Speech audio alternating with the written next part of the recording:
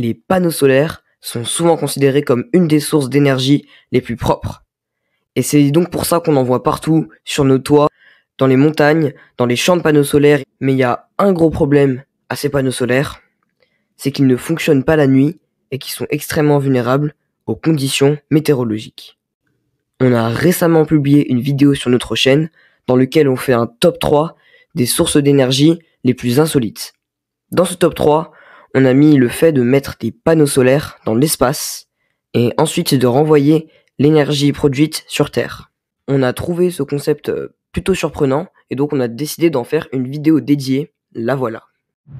Pour mettre des panneaux solaires, on doit trouver un endroit où il n'y a personne, où il y a beaucoup de soleil. Et donc du coup, pourquoi pas l'espace.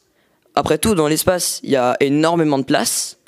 Et si on s'éloigne suffisamment de la Terre, on a du soleil 24 heures sur 24. Et donc ça, c'est un projet très ambitieux, mais qui est déjà très vieux. Depuis le début de la conquête spatiale, dans les années 50, on a déjà pensé à faire ça. Et donc les panneaux solaires actuellement que vous voyez sur les satellites, la Station spatiale internationale, etc., ils ne renvoient aucune énergie sur Terre, c'est-à-dire que tout est utilisé dans la Station spatiale internationale. Mais là, pour le coup, l'idée, ce serait de faire des énormes satellites qu'on mettrait en orbite géostationnaire, c'est-à-dire à 36 000 km de hauteur. Et donc, ces panneaux solaires tourneront autour de la Terre à la même vitesse que la Terre tourne sur elle-même. Donc, en soi, ils pointeront toujours le même point sur la Terre. Et donc, sur ce point de la Terre, on mettrait un récepteur. Alors, j'ai oublié de le préciser pendant l'émission, mais le transfert d'énergie de l'espace jusqu'à la Terre se fait par micro-ondes. Alors, pourquoi les micro-ondes ?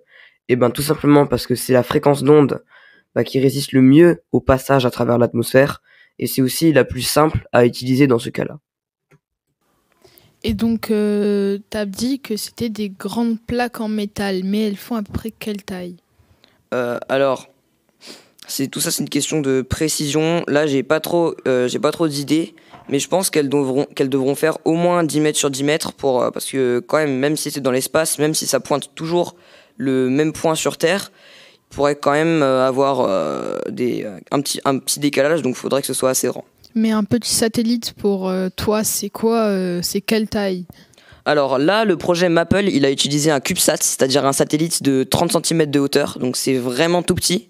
Mais par contre, avec le projet Solaris de l'Agence spatiale internationale, qui vise à créer de l'énergie, à créer une centrale solaire dans l'espace d'ici 2045, les panneaux solaires feront plusieurs centaines de mètres de longueur. Donc on parle d'un truc énorme. D'accord. Et donc du coup, c'est ça le problème, c'est qu'en fait ça coûte extrêmement cher et qu'actuellement on n'a pas les moyens technologiques de rentabiliser des tellement grands satellites dans l'espace.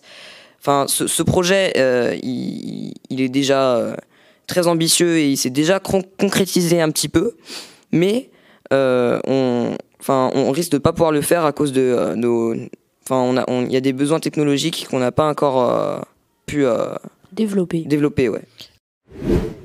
Et si je vous disais que dans les années 50, un ingénieur de la NASA a eu l'idée de créer une méthode pour que les avions supersoniques puissent consommer moins de carburant au décollage tout en étant très efficaces lors de leur phase supersonique. Ça, c'est un concept oublié, mais qui est tout aussi ambitieux que les deux autres concepts qu'on a vus dans cette vidéo. En tout cas, je vous invite à aller voir cette vidéo qui est déjà sur notre chaîne et qui porte sur le concept de l'aile oblique ou la révolution oubliée de l'aviation.